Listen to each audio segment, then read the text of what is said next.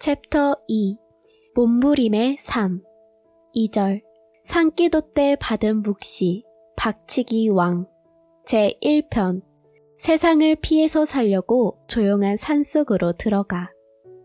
나는 과거에 나를 알아주는 자도 없고 세상은 너무 복잡하여 번민 가운데 삶의 의욕이 없었다. 또 소망을 걸 만한 것도 없고 누구 하나 나를 반겨주는 자도 없고 집도 가난하여 들어가고 싶지 않은 데다. 형제들도 나를 무시했고 교회에 나가면 교인들도 나를 알아주기는커녕 반대하였다. 내 인생을 해결해주는 자는 그 누구도 없었다. 아무도 나에게 소망을 주지 못했고 보람된 삶을 주지 못했다. 사랑하는 사람도 없었다. 그래서 나는 희망과 소망이라고는 하나도 없으니 차라리 조용한 산속에 처박혀 명상하며 세상을 피해 살자. 이 누더기 옷의 못생긴 모습을 세상 어디에다 내놓고 살랴. 또 누구의 도움을 받고 살랴. 산에서 마음이나 편하게 하고 살자 했다. 하나님을 믿으니 산에서 살아도 승려가 되어서는 안 되겠기에 절이나 미신을 섬기는 거처지에 사는 것은 금물이었다. 또 그들도 예수 믿는 사람이 오는 것을 꺼려할 테니까 아예 추운 겨울에도 그런 집에 안 들어갔다. 그때 나는 하나님이 자기 사랑하는 자가 남의 품에서 자는 것을 싫어하심을 더욱 깨달았다. 제2편 대둔산의 정기를 받아라. 대둔산에 올라 살이 에이는 듯 추운 겨울밤을 새워 몸부림치며 지내고 나면 아침 태양이 동쪽에 힘차게 솟음을 보게 된다. 그러면 환희와 이상에 사로잡히곤 했다. 저 태양같이 나도 인생을 살아야 될 텐데 무얼 하여야 그렇게 살 수가 있을까? 저 완전한 태양, 뜨거운 태양, 고장나지도 않고 헝 것도 되지 않는 태양, 매일 새롭게 변화무쌍한 태양. 나도 태양 같은 인생이 되게 해주옵소서 하며 하나님께 기도했다. 그리고 나도 어두운 세상 살 동안 햇빛 되게 하소서 하고 찬송을 부르면 눈물이 하염없이 쏟아졌다. 그때 가식 없는 나의 기도를 하나님이 들어주셨다는 응답을 영감의 음성으로 받게 되었다. 아침 햇빛을 받은 대둔산 바위절경은 늠름하고 웅장하며 그 튼튼한 절벽에 꽃이 피고 새들까지 울면 아름다운 조화를 이루게 된다. 정말 고요하고 적막하여 신들이 사는 영상 같았다. 하나님이 조금만 사랑하는 자가 있어도 구경 삼아 오실 것 같은 장소로 느껴졌다. 대둔산에서 기도할 때면 너는 이 산의 정기를 받아라 하는 영음이 들려왔다. 이 영음은 한두 번이 아니었다. 또 대둔산의 기질과 특성에 대해 이 산의 기질은 굳건하고 튼튼하여 비바람이 쳐도 요동이 없고 아름다우며 또한 묘함이 있고 장엄함이 있다 하셨다. 그렇게 비몽사몽에 사로잡히기도 하고 환상 속에 사로잡히기도 했다. 영계에 사로잡히면 자연이 더 신비스럽게 보이며 황홀경에 빠진다. 그래서 하나님의 그 아름다운 자연 작품을 최고 경지에서 더욱 깨닫게도 되었다. 다른 사람들도 산에서 살면 그런 것을 깨닫는다지만 모두 자기가 처한 급대로 깨닫고 느끼는 것이라 본다. 내가 배운 것들과 그 수많은 깨달음들을 한꺼번에 글로 표현할 수가 없다. 제3편 대둔산에서 기도하던 중 보인 영적 세계. 한 번은 깊은 경지에 빠져 기도를 하게 되었는데 대둔산에서 세계적인 대회가 열리고 있는 영적 광경이 보였다. 이때 보인 지역은 지금의 구름다리 아래였는데 구름다리 녹기 전에 내가 한때 기도했던 곳이었다. 그 대회에 참석하기 위하여 온 세계에서 유명한 자들이 다 모여들었다. 그리고 구경을 온 청중들로 대둔산이 덮였다. 옛날 박치기 왕이었던 레슬링 선수 기밀도 보였다. 거기에는 세계에서 머리가 제일 강하다는 왕들이 다 모였다고 했다. 보니까 큰 체구의 거인 같은 사람들이 많이 와 있었다.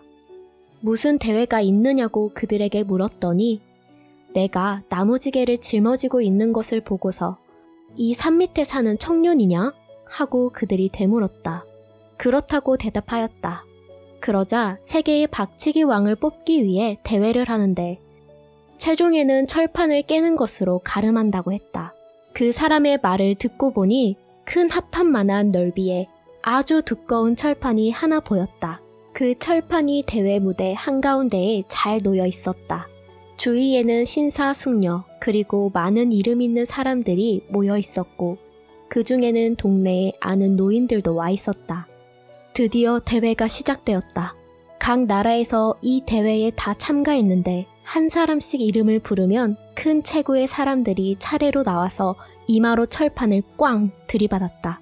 그러나 머리는 코끼리 머리통만한데 소리만 났지 쉽게 깨지지가 않았다. 다른 사람이 또 나와서 이마로 받았으나 얼마나 아픈지 죽을 것만 같다는 인상을 쓰고 옆에 쓰러졌다. 나는 저렇게 하면 머리가 깨지지 않을까 생각했고 모든 사람들은 고함을 질렀다. 세 번째, 네 번째, 수십 개국의 사람들이 모두 나와 다 시도했으나 철판은 깨지지 않았다. 우리나라 대표 박치기 선수인 김일도 나와서 했다. 모두 고함을 치니 대둔산이 울렸다. 황소머리 같은 머리를 뒤로 슬쩍 젖혔다가 앞으로 힘을 주어 꽝 받았으나 소리만 났지 역시 못 깨뜨렸다. 코피가 나고 입에서 피가 흘렀다. 구경꾼들은 모두 안타까워하며 헛된 구경을 나왔다고 말들이 많았다. 기대에 어긋났다고 하면서 괜히 먼 길을 왔다고 투덜대고 있었다. 모든 관중이 실망했다. 그때 나도 해보고 싶다는 생각이 들었다. 비록 내가 초라한 옷차림에 나무지개를 지고 있었지만 대회 주최 측 대표자들에게 가서 제가 한번 깨볼까요? 제가 깨도 됩니까? 하였더니 죽으려면 무슨 짓을 못해. 나이도 어리고 체구도 작은 사람이 하면서 곁눈질로 쳐다보았다. 아니, 이 많은 청중들을 실망시킬 수 있습니까? 못 깨뜨려도 제가 청중을 위해서 한번 해보겠습니다. 하고 다시 말하였다. 옆에서 죽어도 좋냐? 했다. 죽을 만큼 안 받으면 되지 않겠느냐고 하였더니 옆에 있던 노인들이 저 사람은 저 산 너머 달발골 정복동 아들이구먼. 이 사람들아, 한다는 사람들이 못했으니 저 사람이 한번 하게 놔두어봐. 하고서 주최 측에 말해주었다. 그리하여 나도 그 철판을 이마로 받아볼 기회를 얻었다. 가까이서 보니 철판은 3cm 정도로 두꺼웠다. 엄청난 강철판이었다. 모든 사람들이 지켜보고 있었다. 만일 그것을 깬다면 세계의 왕이 된다고 하여 영웅심에 불타서 죽든지 살든지 한번 박아보자 하고 머리를 뒤로 1m나 물렀다가 앞으로 쏜살같이 내리받아 버렸다. 그때 뇌기의 꽝이 아니라 찡하는 강한 새소리가 들렸다. 뒤이어 깨졌다 하며 산이 떠나가는 청중의 고함소리도 들렸다. 그런데 철판을 깨놓고 죽었어. 살기만 하면 저 사람이 영웅이다. 세계의 박치기 왕이다 하는 소리가 들렸다. 잠시 후 일어나 보니 내 코에서 피가 나오고 입에서도 피가 흘렀다. 모두 살아났다고 야단이었다. 곳곳에서 청중의 고함이 터져나왔다. 이름도 없는 저 나무꾼이 세계적인 사람인 줄 누가 알았겠어. 진정 기대했던 사람은 기대에 어긋나고 생각지도 않은 자가 깼어. 그러면 저 사람이 세계의 왕인 셈이네 하며 모두 이구동성으로 말했다. 멀리서 혹은 가까운 데서 청중들은 모두 도대체 저 사람은 어떠한 사람이냐 하고 궁금하게 생각하며 나를 쳐다보았다. 그때 나의 모습은 시골 청년, 그 아무도 알아주지 않는 나무꾼의 차림이었다. 이런 모습이 영화의 화면처럼 보인 후 깊은 경지에서 나오게 되었다. 이것이 무슨 하늘의 묵시인가? 궁금하게 생각해 오다가 혹시 대둔산에 기도원을 만들라는 하나님의 계시인가? 하고서 그 후 그 일을 추진해 보았으나 허사로 돌아갔다. 오늘에 와서야 생각해 보니 성경 에스겔서 3장 8절부터 9절까지의 말씀이 떠올랐다.